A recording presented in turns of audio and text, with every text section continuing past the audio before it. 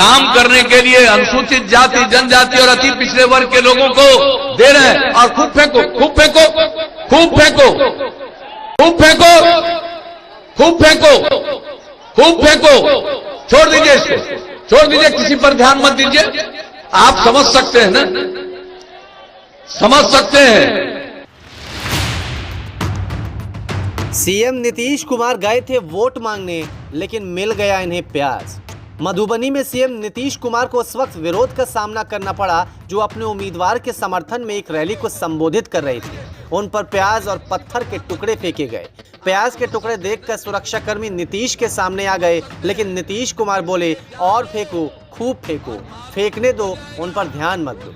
आज जो काम करने के लिए अनुसूचित जाति, जनजाति और अति पिछड़े वर्ग के लोगों को दे रहे हैं। और खूब फेंको, खूब फेंको, खूब फेंको, खूब फेंको, खूब फेंको, खूब फेंको। छोड़ दीजिए इसको, छोड़ दीजिए, किसी पर ध्यान मत दीजिए। आप समझ सकते हैं ना, समझ सकते हैं। इसलिए जान लो और मालूम हो जाएगा रोजगार का कितना अवसर पैदा होगा। हमने बता दिया, किसी को मजबूरी में बिहार के बाहर जाना नहीं पड़ेगा और बिहार में लोगों के लिए पैदा होगा। और आज जो बोलता रहता है सरकारी नौकरी, हम बता देते हैं, जब 15 साल राज करने का मौका मिला, 10 साल बिहार झारखंड एक था, 15 साल में कितना को नौकरी मिला जी? 95,000। फेंकने वाले शख्स लगातार नारेबाजी कर रहे थे और कह रहे थे कि शराब खुलेआम बिक रही है, तस्करी हो रही है, लेकिन आप कुछ कर ही नहीं पा रहे। बताया जा रहा है कि महंगाई और प्याज की बढ़ती कीमतों के विरोध में नीतीश कुमार पर प्याज अटैक किया गया। इस बार चुनाव प्रचार के दौरान नीतीश कुमार को कई बार विरोध का सामना करना पड़ा है। कई रैलियों में नीतीश कुमार के सामने ही उनके खिलाफ नारेबाजी की गई, जबकि खुद नीतीश ने भी नारेबाजी करने वालों को टोका है। हमको पता नहीं बीच में क्या बोल रहे हो जी, क्या बोल रहे हो, क्या बोल रहे हो? जरा हथवा उठाओ, कैगो अनाप शनाप बोल रहे हो, जरा हाथ उठाओ। चारा चोर है सब, चारा चोर। यहाँ पर ये सब हल्ला मत करो।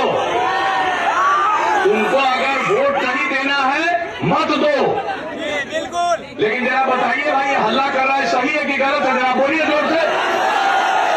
अब सुन लिया ना, जिसके लिए आए हो यहाँ पर उसका वोट और बर्बाद करोगे। प्याज और सत्ता की कहानी बहुत पुरानी है। 1998 में जब केंद्र में अटल बिहारी वाजपेयी की सरकार थी, तब प्याज की कीमतों ने दिल्ली सरकार को रुलाना शुरू किया था। उस वक्त सुषमा स्वराज के हाथ में दिल्ली की कमान थी। प्याज की बढ़ी कीमतों के बीच दिल्ली में विधानसभा चुनाव थे, तब प्याज ने अपना असर दिखाया और विधानसभा चुनाव में मुख्यमंत्री सुषमा स्वराज के नेतृत्व वाली बीजेपी बुरी तरह से हार गई। 15 सालों तक दिल्ली पर राज करने वाली शीला दीक्षित को भी प्याज ने जमकर रुलाया। 2013 में प्याज की बढ़ी कीमतों को लेकर सुषमा स्वराज ने शीला सरकार के खिलाफ संसद से लेकर सड़क तक प्रदर्शन किया। उन्होंने प्याज की बढ़ी कीमतों पर कहा था कि अब शीला का पतन शुरू हो गया है। खैर, हुआ भी कुछ वैसा ही। 15 साल दिल्ली पर राज करने वाली शीला दीक्षित की सरकार गिर गई।